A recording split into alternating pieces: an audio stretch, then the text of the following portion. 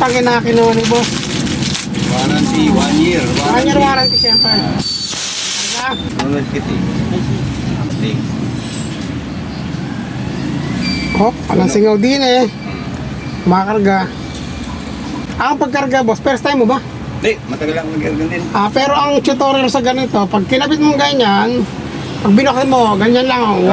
Ganito lang. 1, 2, 3, hanggang dun lang.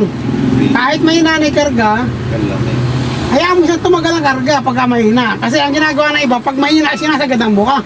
Nasisira ngayon yung o-ring din eh. Tapos pagka sara mong gano'n, pag sinigpit, pag huminto na, kita mo lang konti lang gano'n, tsaka mo tanggalin din eh. Ayan, nakarga. Matagal lang nag-ergan, kaya lang, matagal din nahinto at hindi na siya. Ngayon ang ulit na, Tingnan nyo, yan ang sinasabi ko sa inyo. Once na maging hunter ka, at umalis ka sa pagiging hunter, babalik ka, tumanda ka man, babalik mo sa ano. Sa totoo lang. Diba, sa totoo lang, dati nung hindi ka pa bumibili na ito, lagi ka nag-iisip na gusto mong bumili. Oo. Minsan kasi naging hunter ka, hindi ka na makakatakas dyan. Ang mali ko nga lang, naibenta ko yung akin. Ngayon, kaya kakailanganin ko pa pala.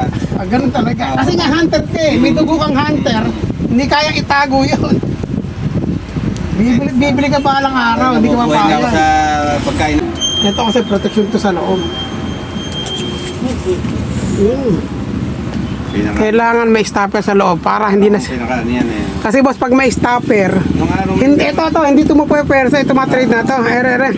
Pag napersa ito at naputol to, mapira-pira siya, papasok sa loob, sisirain yung airgun mo.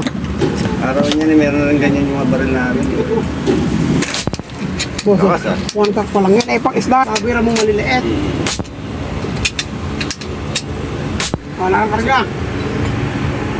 Karga natin. Kanan ako eh. Upuan. Oo, kanan. Ay, upuan mo kanina. Ayun o. Pagka medyo sa... Ako naman hindi, papak. Ang katawan niya ayaw dahil trabaho eh. Okay. Boss. Yup. Pero pa yun. Yung bigyan mo